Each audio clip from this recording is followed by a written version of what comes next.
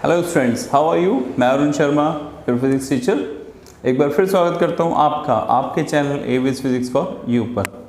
आज हम लेकर आए हैं आपके लिए क्लास 11th का एक नया टॉपिक, मैकेनिक्स। बहुत इंटरेस्टिंग टॉपिक है, कंपटीशन में भी बहुत आता है, तो बी केयरफुली आपको ये पूरा स्टडी करना है। What is the means of mechanics? Mechanics basically is the branch of physics in which we study about the object in rest और मोशन। हम इस ब्रांच में उन ऑब्जेक्ट के बारे में स्टडी करेंगे जो या तो रेस्ट में हो या फिर मोशन में हो। कोई भी ऑब्जेक्ट या तो रेस्ट में है या फिर मोशन में है, सब आता है मैकेनिक्स के अंदर।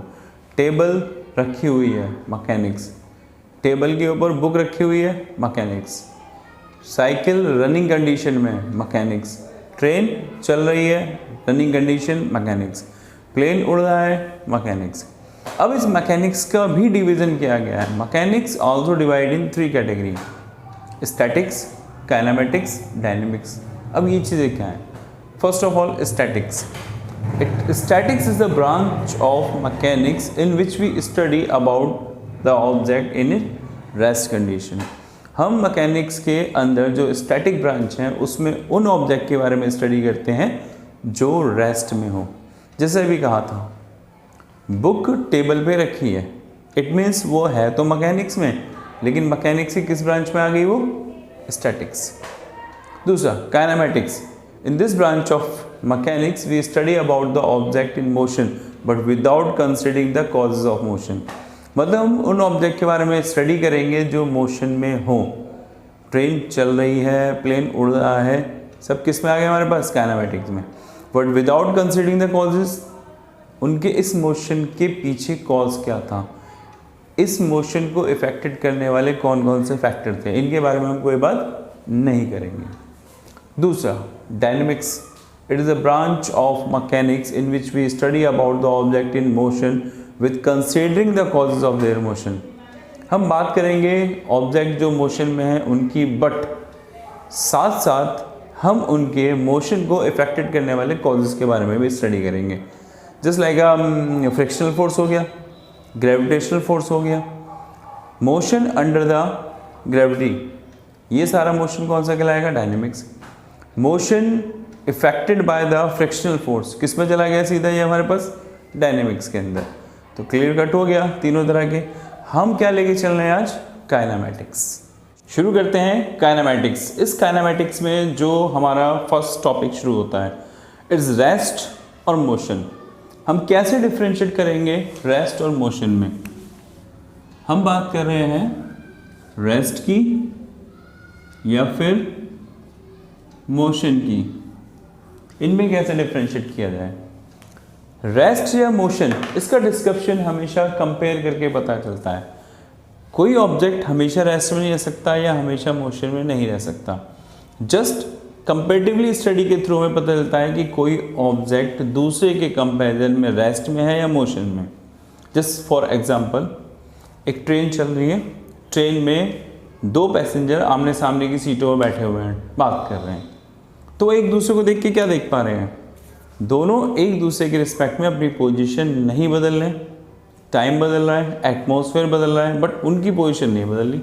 It means as per physics वो दोनों किस में हुए? रेस्ट में। अब मोशन क्या है? वहीं पर अगर बाहर खड़ा हुआ एक पैसेंजर जो प्लेटफॉर्म पे खड़ा हुआ है, वो उनकी ट्रेन को प्लेटफॉर्म से धीरे धीरे आगे जाता हुआ देखे, तो उसको क्या दिखाई देगा? दोनों पैसेंजर उसके सामने से धीरे धीरे डिस्प्लेस हो रहे हैं, टाइम भी बदल रहा है और एटमॉस्फेयर के कंपैरिजन में भी। तो वो पैसेंजर उन्हीं दोनों को किस में जाएगा? मोशन में। दोनों एक दूसरे के लिए रेस्ट में है, बट थर्ड वाले पैसेंजर के लिए वो मोशन में है। तो रेस्ट मीन्स क्या हुआ? Rest is the position in which object does not change their position with respect to time and surrounding. अगर ऑब्जेक्ट की पोजीशन टाइम और सराउंडिंग के अकॉर्डिंग चेंज नहीं हो रही, तो इसका मतलब ऑब्जेक्ट रेस्ट में है। एक वाइट बोर्ड लगा रखा है कई सालों से, समय बदला, एटमॉस्फेयर बदला, ये अपनी पोजीशन नहीं बदलता। किस में? ये रेस्ट में। मोशन। मोशन इसको कैसे डिफाइन करते हैं? An object is said to be in motion if they change their position with respect to time and surrounding. अगर ऑब्जेक्ट की पोजीशन टाइम और सराउंडिंग के अकॉर्डिंग लगातार चेंज हो रही है तो वो मोशन में है। हम घर से 4 बजे निकले, 4:15 बजे हम अपने चौराहे पे पहुंच गए, पोजीशन बदली, टाइम बदला। और 4:30 बजे अपने स्कूल पहुंच गए, पोजीशन बदली, टाइम बदला। That is the condition of motion. तो रेस्ट और मोशन अच्छे से क्लियर हो गया। रेस्ट में ऑब्जेक्ट टाइम और सराउंडिंग के अकॉर्डिंग अपनी पोजीशन नहीं बदलता। मोशन में ऑब्जेक्ट टाइम और सराउंडिंग के अकॉर्डिंग अपनी पोजीशन को लगातार चेंज करता है। बात करते हैं मोशन की। Basically motion as per coordinate system has been 3 type, 1D, 2D, 3D। अभी 1D, 2D और 3D मोशन क्या होते हैं वो समझिए। ये होता है हमारा coordinate system, X axis, Y axis और थर्ड जेड एक्सिस। इस कोऑर्डिनेट सिस्टम में अगर हम देखें तो मोशन की 3 कैटेगरी हमने समझी। एक को नाम दिया 1D, 1 डायमेंशन, 2D और 3D यानी 3 डायमेंशन। ये 1 डायमेंशन क्या होता है? Object just consider only 1 coordinate out of 3। Object का मोशन कैसा होगा?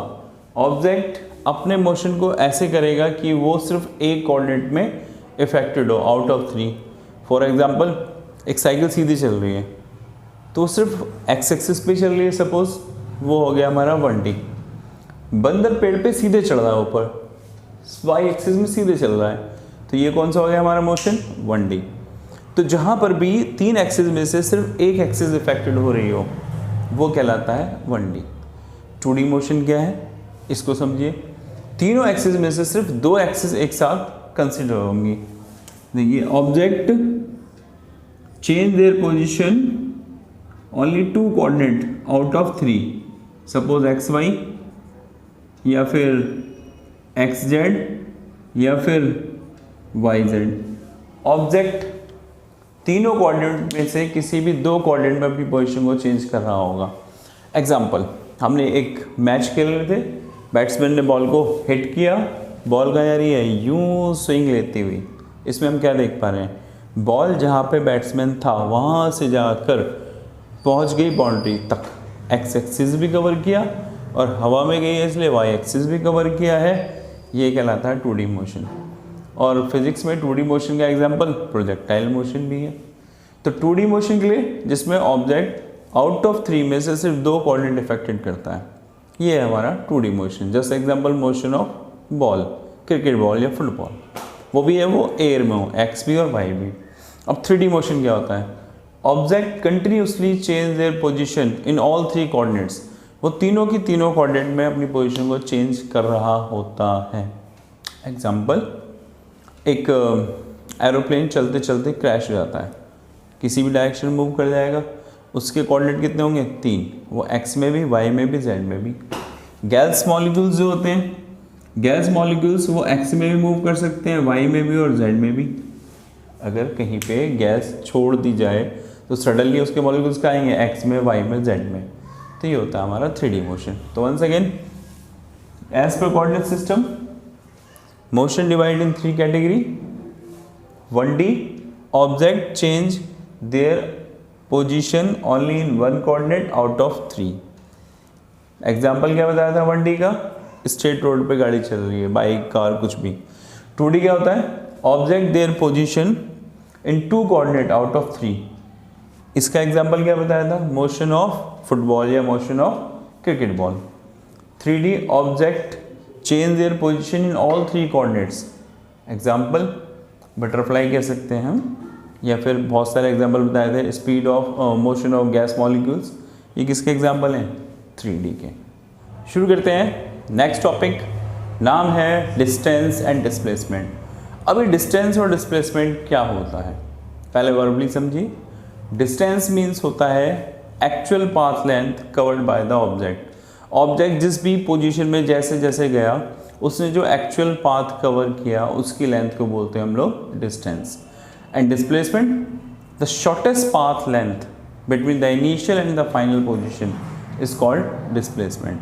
डिस्टेंस में कोई डायरेक्शन नहीं है, किसी भी पोजीशन में जा सकते हैं, इसलिए वो है एक स्केलर। डिस्प्लेसमेंट में पर्टिकुलर डायरेक्शन है, initial and final, that's why it is a vector. एक एग्जांपल से मैं आपको अपनी बात समझाता हूँ।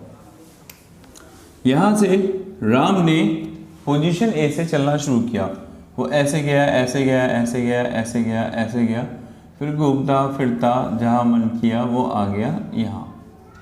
ये इसकी लास्ट पोजीशन है बी।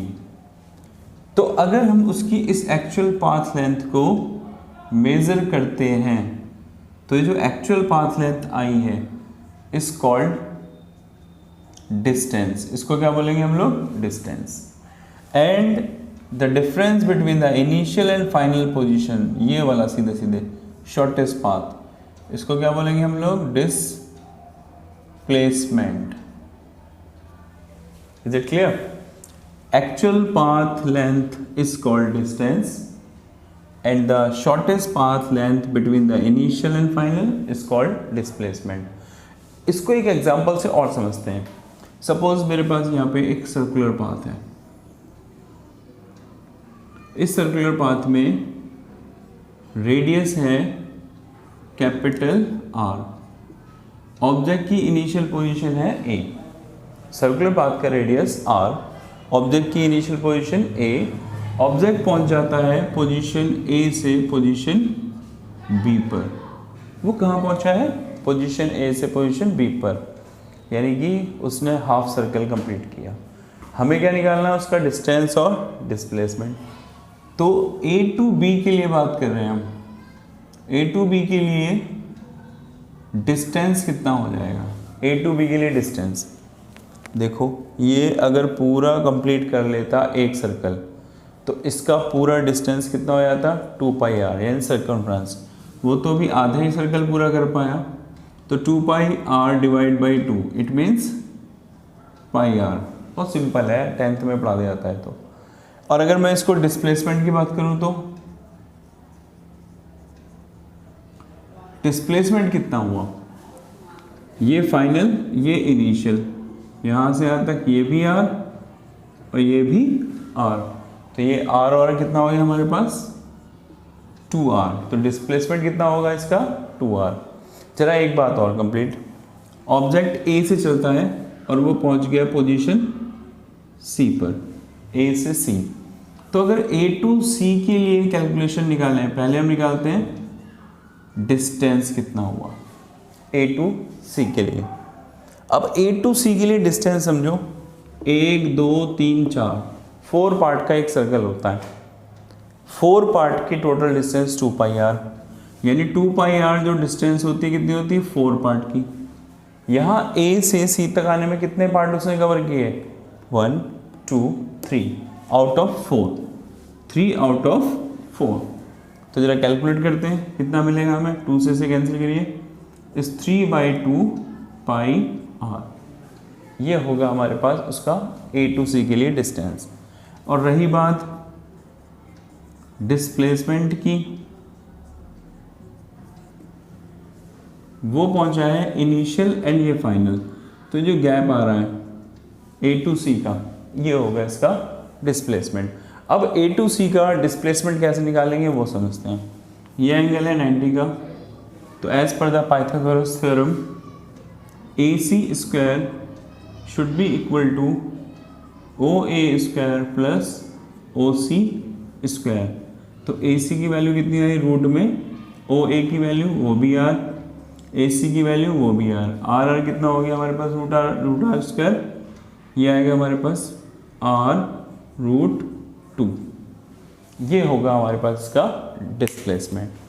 तो डिस्टेंस और डिस्प्लेसमेंट का फंडा क्लियर? आपके लिए क्वेश्चन है, असाइनमेंट में अच्छे से करके रखिएगा। ऑब्जेक्ट A से चलता है, 5 राउंड लगाता है, 1 2 3 4 5, और फिर वो पहुंच जाता है C पर। आफ्टर कंप्लीटिंग 5 राउंड वो पहुंच गया A to C। Find the distance and displacement. फटाफट कॉपी निकालो, शुरू हो जाओ। शुरू करते हैं। नेक्स्ट टॉपिक नाम है वेलोसिटी एंड स्पीड। क्या होता है वेलोसिटी और स्पीड? 9th क्लास से पढ़ते आ रहे हैं, बहुत छोटा सा टॉपिक, केयरफुली देखिएगा। First of all speed, then फिर वेलोसिटी है क्या, स्पीड या वेलोसिटी। स्पीड निकालनी हो तो पढ़ा हुआ है डिस्टेंस अपॉन टाइम। अगर आप डिस्टेंस अपॉन टाइम करते हैं आपको क्या मिलेगी वैल्यू, स्पीड की। और अगर वेलोसिटी चाहिए तो डिस्टेंस हटा के displacement upon time, simple formula. तो अगर स्पीड की बात करते हैं तो स्पीड मतलब क्या होता है, distance travel by object divide by time. और अगर वेलोसिटी की बात करें तो क्या होता है, displacement travel by object divide by time. इन दोनों की यूनिट क्या होती है, अगर यूनिट की बात करें दोनों की यूनिट होती है सेम, LT-1 तो डायमेंशन, यूनिट मीटर पर सेकेंड। अब क्वांटिटी कैसी कैसी है, स्पीड जो है वो हमारे पास स्केलर क्वांटिटी है और वहीं वेलोसिटी कैसी क्वांटिटी है हमारे पास, वेक्टर। ये जनरल इंफॉर्मेशन 9th का टॉपिक था इसलिए घसीट दिया बस। लेकिन अब 11th में इनके 4 वेरिएशन होते हैं। कौन कौन से वेरिएशन होते हैं वो समझो। पहला यूनिफॉर्म, दूसरा नॉन यूनिफॉर्म, थर्ड एवरेज और फोर्थ मोस्ट इंपॉर्टेंट इंस्टेंटेनियस, सबसे इंपॉर्टेंट। ये हमारे पास 4 टाइप के वेलोसिटी और स्पीड के फैक्टर्स हैं। अब हम इनके बारे में स्टडी करते हैं कि एवरेज क्या होती है, यूनिफॉर्म क्या होती है, एक्सेट्रा। यूनिफॉर्म स्पीड या यूनिफॉर्म वेलोसिटी का मीन्स क्या है, पहले उसको समझते हैं। हम बात कर रहे हैं यूनिफॉर्म स्पीड और वेलोसिटी के बारे में। सपोज ऑब्जेक्ट ने जर्नी शुरू करी, ए से पहुंचा बी पर, बी से पहुंचा सी पर। एक स्टोरी, ऑब्जेक्ट ए से बी, बी से सी। ए से बी तक जाने में उसने टाइम स्पेंड किया 1 सेकेंड। बी से सी तक जाने में उसने टाइम स्पेंड किया 1 सेकेंड। फॉर एग्जाम्पल ए से बी तक जाने में उसने डिस्टेंस जो कवर किया है सपोज है 10 किलोमीटर। फॉर एग्जाम्पल 1 सेकेंड में 10 किलोमीटर पहुंच गया। बी से सी तक जाने में भी उसने जो डिस्टेंस कवर किया वो कितना है, 10 किलोमीटर। इसमें एक बात क्या देख रहे हैं, टाइम ड्यूरेशन सेम है, कवर डिस्टेंस भी सेम है। ये है हमारा यूनिफॉर्म स्पीड। और अगर कहें कि डिस्प्लेसमेंट भी सेम है तो कहलाएगा यूनिफॉर्म वेलोसिटी। एक छोटा सा क्वेश्चन ट्राई करते हैं। ऑब्जेक्ट 3 सेकंड में 6 किलोमीटर डिस्टेंस कवर करता है।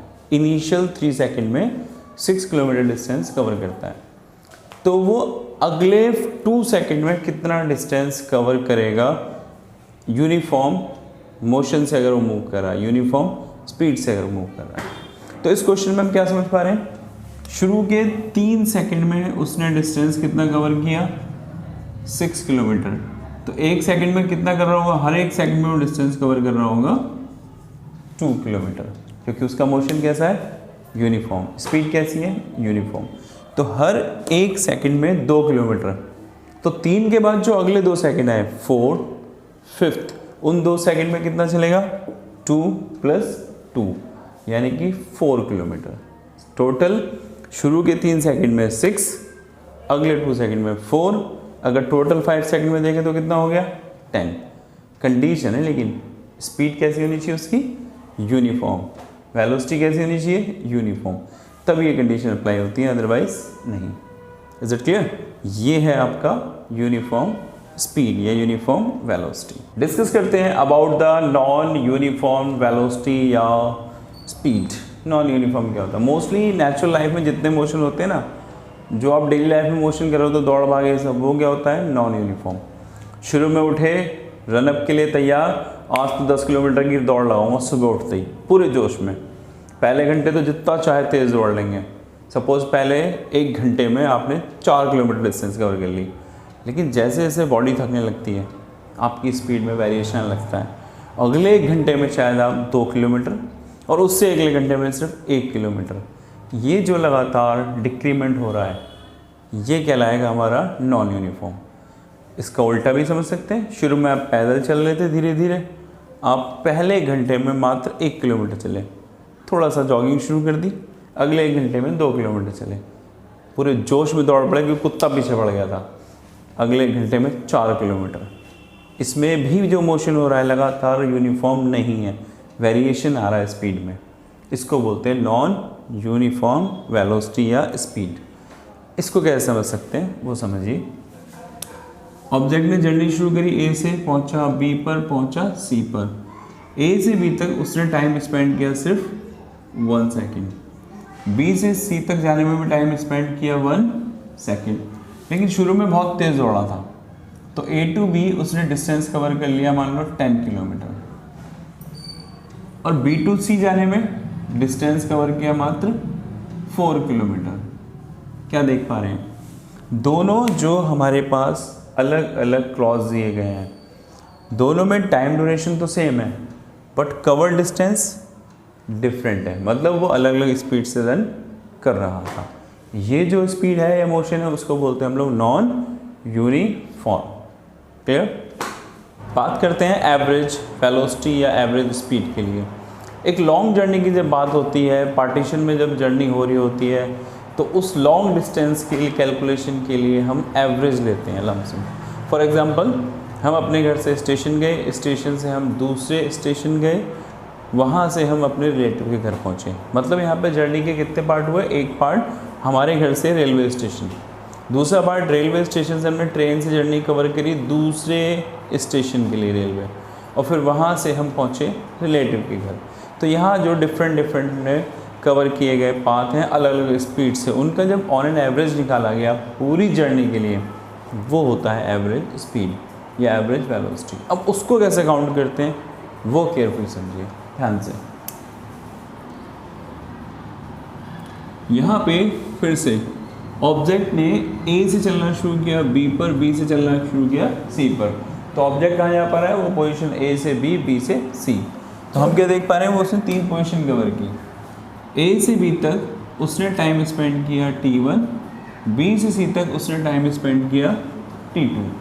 अब ए से बी तक उसने डिस्टेंस कवर कर रखा है सपोज x1, बी से सी तक का डिस्टेंस है सपोज x2। यहाँ जो वो स्पीड कवर कर रहा है वो कर रहा है v1 स्पीड से इस डिस्टेंस को, और इसको कवर कर रहा है वो v2 स्पीड से। अब ये जो क्वेश्चन हमारे सामने प्रिपेयर हुआ, इसके लिए हमें एवरेज स्पीड निकालनी है। एवरेज स्पीड कैसे निकले, फॉर्मूला होता है total distance upon total time taken. A to B distance कितना लिया उसने x1, B to C distance कितना लिया x2, time A to B T1, B to C T2। ये सिंपल फॉर्मूला तैयार हुआ, बट इसमें और भी ट्विस्ट है।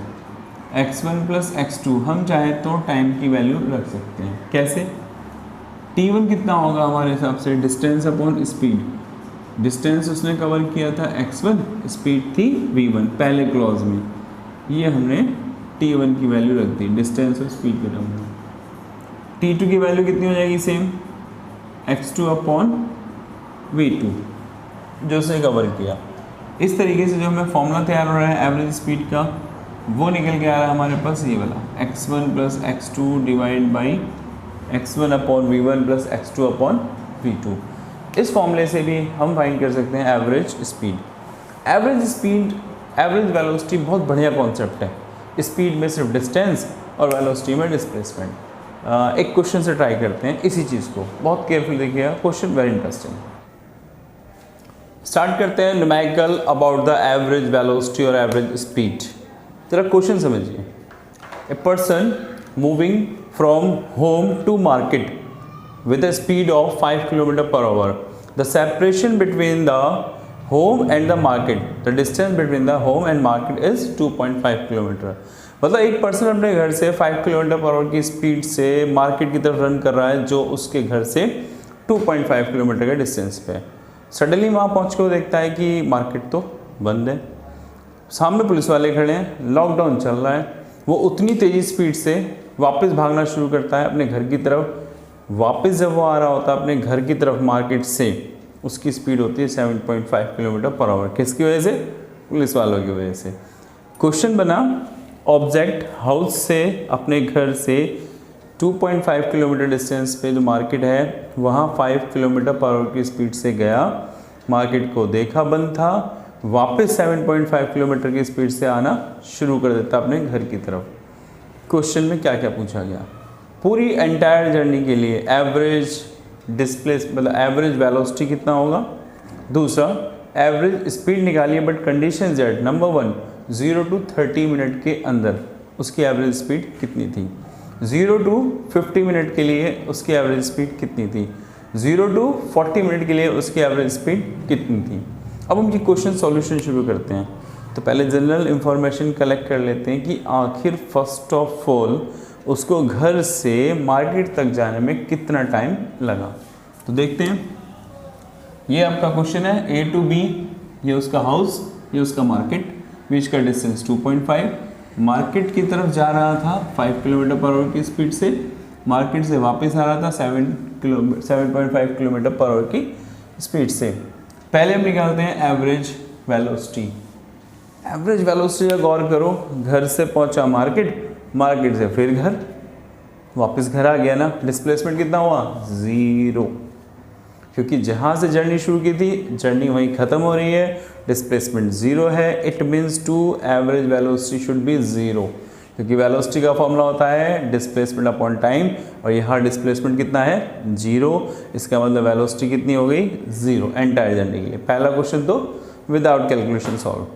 दूसरे में उसने हमसे पूछा है कि 0 to 30 मिनट में उसकी एवरेज स्पीड क्या होगी। ज़रा इंफॉर्मेशन कलेक्ट करते हैं। फर्स्ट ऑफ ऑल, होम से मार्केट तक जाने में उसको टाइम कितना लगा। सपोज कितना टाइम लगा उसको यहाँ से यहाँ तक जाने में T1, और वापस आने में टाइम कितना लगा सपोज T2। पहले टाइम काउंट करते हैं। तो फर्स्ट ऑफ ऑल हम निकालने की कोशिश करेंगे T1 मीन्स घर से मार्केट तक जाने में लगने वाला टाइम, ये वाला T। अब टाइम का फॉर्मूला क्या होता है? Distance upon speed. घर से मार्केट का डिस्टेंस कितना है? 2.5 किलोमीटर। स्पीड कितनी है उसकी? 5 किलोमीटर पर आवर। काउंटिंग करिए कितना है निकल गया हमारे पास, ये कैलकुलेशन करेंगे 2.5 divide by 5, it means 1.2 hour, आधे घंटे में वो पहुंच चुका है। मल्टीप्लाई बाई 60, यानी सीधे सीधे पता चला कि 30 मिनट में वो अपने घर से मार्केट पहुंच जाता है। चलो, इस स्पीड से घर से मार्केट जाने में उसको 30 मिनट लगे, तो मार्केट से घर जब वो आया तेज़ी से तो टाइम कितना लगा होगा वो देखते हैं। मार्केट से घर तक आने में उसने कितना डिस्टेंस कवर किया गया होगा? सेम 2.5 किलोमीटर का डिस्टेंस। उसने किस स्पीड से डिस्टेंस कवर किया? 7.5 किलोमीटर। काउंटिंग करते हैं, वैल्यूज़ कितनी आएगी? 1/3 आवर, यानी 1/3 आवर में वो यहाँ पहुँच गया। या फिर 1/3 मल्टीप्लाई 60, 20 मिनट्स।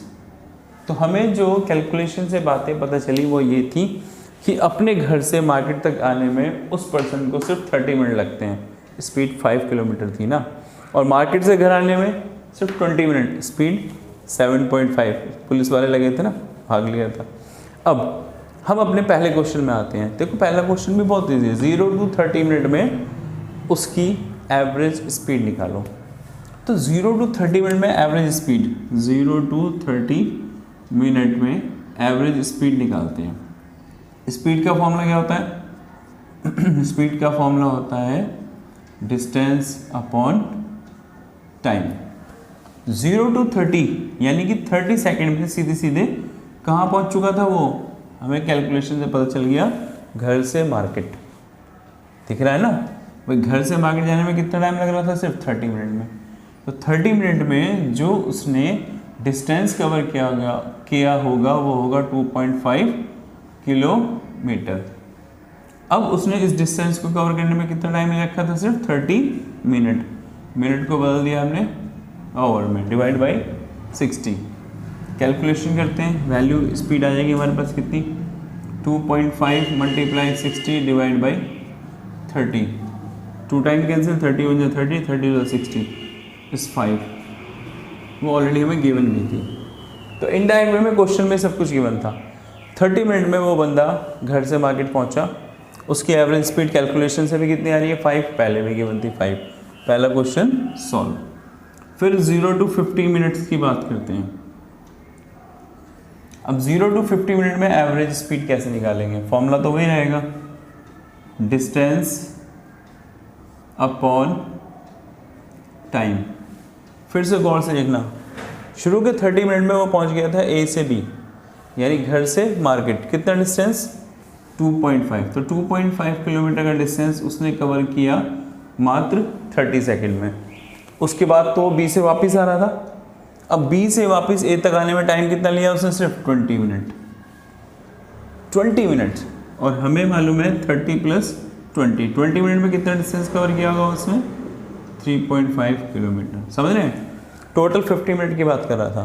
पहले 30 मिनट में 2.5, अगले 20 मिनट में भी 2.5, टोटल डिस्टेंस कितना हो गया? 2.5 + 2.5। अब बात आती है टाइम की। ए टू बी जाने में उसे टाइम कितना लगा? 30 मिनट, पहले से गिवन था। बी टू ए आने में टाइम कितना लगा? 20 मिनट्स। ये हो गया हमारे पास 5 किलोमीटर।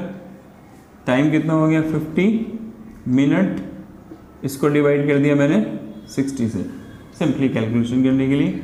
ये आंसर आपको निकाल के देगा, कितना देगा? 5 × 60 / 50।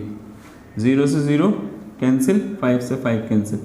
Your answer is 6 kilometre per hour. तो उसकी एवरेज स्पीड कितनी आ गई?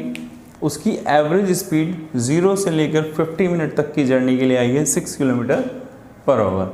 अब लास्ट, फिर उसने हमसे पूछा कि भाई यही पर्सन अगर 0 से 40 मिनट तक का डिस्टेंस कवर करता है तो उस 0 से 40 मिनट के डिस्टेंस में उसकी एवरेज स्पीड क्या होगी? फॉर्मूला तो ये लेंगे हम, डिस्टेंस अपॉन टाइम। फिर से आ जाओ, 30 मिनट में तो कंफर्म मालूम पड़ चुका है कि वो ए से बी तक चला गया। तो शुरू के 40 मिनट में से 30 मिनट में तो उसने कवर किया 2.5, कितने मिनट में? 30। अब बाकी कितना टाइम बचा हमारे पास? 10।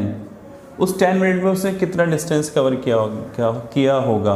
वापस आ रहा था ना, तो देखो 7.5 किलोमीटर पर आवर की स्पीड से वापस आ रहा था। डिस्टेंस कैसे निकालेंगे? 10 मिनट का डिस्टेंस का फॉर्मूला होता है स्पीड इंटू टाइम, 10 मिनट। इस मिनट को हम यही कन्वर्ट कर लेंगे, किसमें?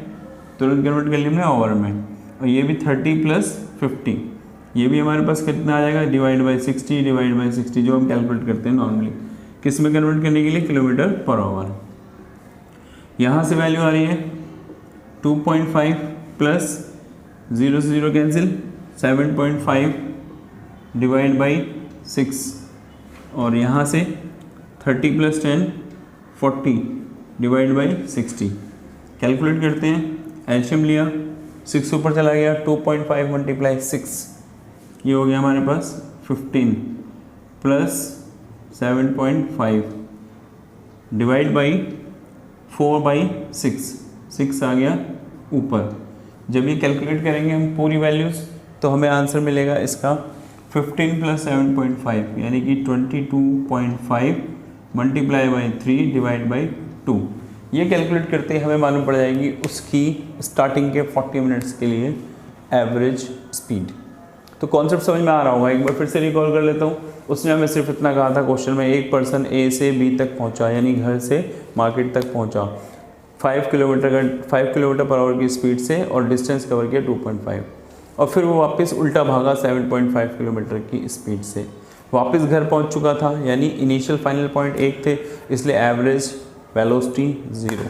फिर उसने हमें कंडीशन दी कि शुरू के सबसे पहले 30 मिनट के लिए बताओ उसकी स्पीड क्या होगी। तो कैलकुलेशन से ही मालूम पड़ा कि 30 मिनट में तो वो ए से बी चला गया, तो ए से बी चला गया, डिस्टेंस कवर कितना गया 2.5, स्पीड कितनी थी उसकी 5, कैलकुलेट किया, तुरंत स्पीड कितनी आ गई हमारे पास 5 किलोमीटर पर आवर। उसके बाद हमसे पूछा गया शुरू के 50 मिनट में बताओ, तो हमें पहले ही पता था कि 30 मिनट में तो पहुंचा हुआ ए टू बी, रेस्ट 20 मिनट में पहुंचा बी टू ए, कैलकुलेट किया एवरेज स्पीड। फिर उन्होंने बोला 0 to 40 मिनट के लिए। अरे 0 to 40 सिंपल, 0 to 30 का तुम्हें पता है। वापसी उसने कवर की है 7.5 की स्पीड से, 30 कवर हो चुका है, रेस्ट कितना लगे 10, उस 10 मिनट का और काउंट करा, कैलकुलेट करेंगे एंड आंसर। तो इस तरीके से हम एवरेज स्पीड फाइंड करना सीख गए। Next topic is instantaneous velocity. अच्छा टॉपिक है, मतलब एक इंस्टेंट स्पीड कितनी है वो हम काउंट करते हैं इन इंस्टेंटेनियस वेलोसिटी वाले कॉन्सेप्ट से। अब इस कॉन्सेप्ट को समझने के लिए पहले आपको कुछ बातें क्लियर हो जानी चाहिए। हमें इसमें ज़रूरत पड़ती है डिफरेंशिएशन के कुछ फॉर्मूलों की, इंटीग्रेशन के कुछ फॉर्मूलों की। पहले मैं आपको वो फॉर्मूले थोड़ा ब्रीफली समझा देता हूँ, फिर शुरू करते हैं ये टॉपिक। तो गौर से देखिएगा, बायो वाले हो या मैथ्स वाले, दोनों के लिए फॉर्मूले तो सिंपल हैं और आने ही चाहिए। पहले डिफरेंशिएशन का रूल नंबर 1, अगर हम करते हैं D by D x of x, मतलब ऊपर और नीचे एक ही टर्म है, तो आंसर आता है 1। I am saying D by D x of X is means to 1, X को एक्स से डिफ्रेंशिएट कर रहे हैं। Rule number 2, D by D x of X की पावर n, ये हो जाता है एन एक्स एन माइनस 1। इसका एक एग्जाम्पल समझिए, सपोज मुझे D by D T of T की पावर 4 करनी है, तो 4 आगे आ गया, 4 माइनस 1, क्या वैल्यू बच रही है 4 टी की पावर 3। ये आपका कॉन्सेप्ट। थर्ड, अगर आप करते हैं D by D x of any constant या फिर एनी नंबर, ऑलवेज रिमेंबर क्या लेना है आपको 0। ये रूल्स है मैथ्स के। Means D by D T, एक एग्जांपल बता रहा हूँ आपको, D by D T of अगर मुझे करना होता suppose capital G gravitational constant, क्या आता 0। अगर मैं करता suppose D by D T of 6 constant number है, क्या आता है इसका भी 0। ये डिफरेंशिएट का एक प्रोडक्ट रूल समझिए, suppose D by D x of A cross B करने जा रहे हैं आप, product rule A cross B. तो इसमें क्या करते हैं, सिंपली ए को बाहर लिया, d by D x of B plus B को बाहर लिया, d by D x of A. मतलब एक बार ए का डिफरेंशिएट कर दो, एक बार बी का डिफरेंशिएट कर दो, एक बार ए को कांस्टेंट लेते हुए बी का डिफरेंशिएट और एक बार बी को कांस्टेंट लेते हुए ए का डिफरेंशिएशन। सिंपल मैथ है, समझ लो, कोई ज़्यादा टेंशन लेने की जरूरत नहीं है बायो वालों को, बस 2-3 बातें याद करनी है। ऊपर नीचे का टर्म एक हो 1, पावर आ रही हो पावर को आगे भेजो, पावर में 1 माइनस। नेक्स्ट, जैसे एग्जांपल बताया टी की पावर 4, 4 आगे आ गया, 4 माइनस 1 3, तो हो गया 4 टी की पावर 3। कोई भी कांस्टेंट आ जाए या नंबर आ जाए, सपोज पाई आ गया, तो पाई का डिफरेंशिएशन 0, नंबर आ गया 10 6 4 9 कुछ भी, कितना 0। अरे कितना ईजी है।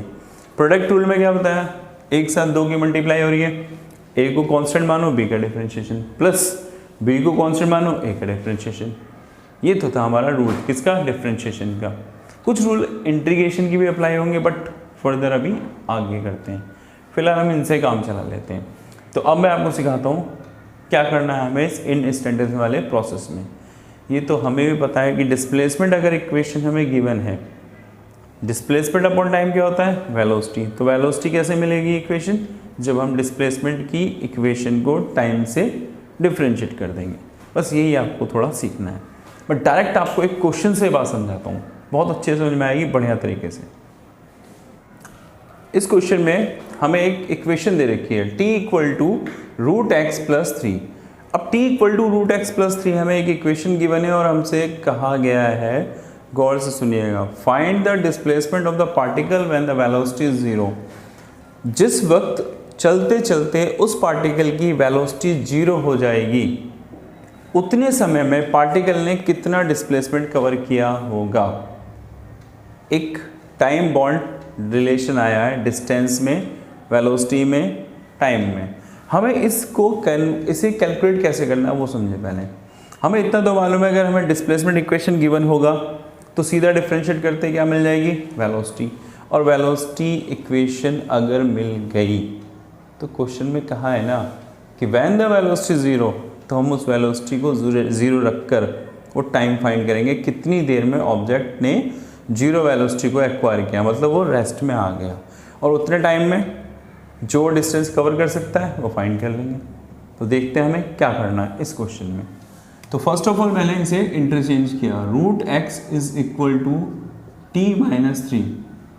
स्क्वायरिंग बोथ साइड, दोनों साइड स्क्वायर करते हैं। रूट एक्स का होल स्क्वायर t माइनस 3 का whole square, root X whole square a minus B के होल स्क्वायर का फॉर्म लगाएंगे तो a square plus B square मतलब 3 का स्क्वायर 9 माइनस 2ab मतलब डायरेक्टली 3 to the 6 60, और रूट एक्स का स्क्वायर कितना हो गया हमारे पास, सिंपली डायरेक्ट कर देता हूँ इसको मैं, ये हो गया हमारे पास एक्स स्क्वायर। इस तरीके से हमारे एक इक्वेशन मिली कि रूट एक्स का स्क्वायर एक्स हो गया, X equal to T square plus 9 minus 60।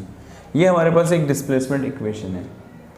इस डिस्प्लेसमेंट इक्वेशन को जरा केयरफुली समझिए, X is equal to T square plus 9 minus 60। इस डिस्प्लेसमेंट इक्वेशन से हमें मिलता है डिस्प्लेसमेंट, बट हमें वो टाइम तो पता हो कि कितनी देर में ऑब्जेक्ट ने जीरो वेलोसिटी को एक्वायर किया। अब वेलोसिटी कैसे मिलेगी, जब हम इसका करेंगे डिफरेंशिएट एक्जैक्टली। तो हम इसको करते हैं पहले differentiate with respect to t, तो d बाई डी टी किससे डिफरेंशिएट कर रहे हैं हम लोग, टाइम से। पहले किसको कर रहे हैं हम लोग, x को। यहाँ पे क्या करेंगे, सारे स्टेप्स को करेंगे 1 by 1, पहले t की पावर 2 को, तो d by D T of t की पावर 2 इसका करना है, plus d by D T of 9, अब प्रोडक्ट आ गया 6 को बाहर लिखेंगे, d by D T of d, क्योंकि 6 एक कॉन्स्टेंट है उसका, वैसे भी 0 हो जाता। यहाँ देखिए displacement upon time it should be convert in velocity. इसमें क्या होगा, x की पावर n वाला फॉर्मूला, पावर आगे आती है, पावर में एक कम, 2 आगे आएगा, फिर 2 माइनस 1, कितना मिलेगा ये हमें, 2t। ये मैंने किस फॉर्मूले से करा है, मैंने इसमें फॉर्मूला लगाया है कौन सा, d by D x of x की पावर n वाला फॉर्मूला। क्या होता है वो, n x n माइनस 1। इस फॉर्मूले से मैंने इसे काउंट किया है। आप देख भी सकते हैं, अगर मैं d बाई डी टी करूँगा t की पावर 2 को, तो 2 आगे आ गया, 2 माइनस 1 आगे आ गया, मतलब ये हो गया हमारे पास 2t, ये इसकी वैल्यू आएगी। Plus 9 is a constant, constant का डिफरेंशिएशन 0। उसके बाद माइनस 60 में 6 हमारे पास नंबर है, d by D T of t बताया था ना, d by D x of x, क्या होता है रूल इसका, 1, तो dt बाई डी टी कितना हो गया हमारे पास, 1। तो इट मीन्स वेलोसिटी कितनी आ रही है, 2t माइनस 6। ये हमें मिला है वेलोसिटी इक्वेशन। डायरेक्टली हमें क्वेश्चन में गिवन था, पहले से ही था गिवन, क्या कि वेलोसिटी 0 हो जाएगी। पता करते हैं वेलोसिटी कब 0 होती है। हम यहाँ पे वेलोसिटी को इक्वल टू 0 रखते हैं, टाइम मिलेगा हमें 6/2, यानी पता चला जर्नी शुरू करने के 6 सेकंड बाद ऑब्जेक्ट की वेलोसिटी 0 हो जाती है, क्योंकि वो स्टॉप हो जाता है। तो 6 सेकंड में वेलोसिटी 0 हुई ना, 6 सेकंड तक चला ना, कितना डिस्टेंस कवर किया, ये निकालेंगे हम इससे। कैसे, देखिएगा, डिस्टेंस का इक्वेशन था x इक्वल टू टी की पावर 2 प्लस 9 माइनस 60। यहाँ पर मैं हर जगह t की जगह क्या रखूँगा, 3, क्योंकि 3 सेकंड में वो स्टॉप हुआ था, तो 3 सेकंड तक उसने रनिंग करी। प्लस 9 माइनस 6 इंटू 3, 3 का square 9 plus 9 minus 18 0। It means 3 second बाद अगर हम निकालें उसका डिस्प्लेसमेंट, वो भी कितना आएगा, 0। स्टूडेंट्स, जैसा आप जानते हो हमारी हर टॉपिक के 3 वीडियोज़ होते हैं, X series, Y series, Z series. ये सीरीज़ जो आपने पढ़ी ये थी एक्स सीरीज़, सिंपल, समझने में भी आसान, बेसिक है बिल्कुल, थोड़ा ध्यान देंगे बिल्कुल क्लियरफाई हो जाएगी, बेसिक बातें सारी क्लियर, एक बेस बन चुका है, फाउंडेशन तैयार हो चुकी है। वाई सीरीज़ में हम डिस्कस करेंगे इसी को लेकर थोड़े से अपग्रेड क्वेश्चंस के बारे में, जो हमारे डिफरेंट क्वेश्चंस आए हुए हैं अलग अलग एग्जामिनेशन में।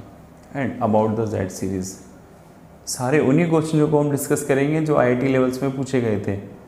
तो वेट करिए नेक्स्ट 2 सीरीज़ का, वाई एंड जेड, और तब तक देखते रहिए ABS फिजिक्स फॉर यू मेरे साथ।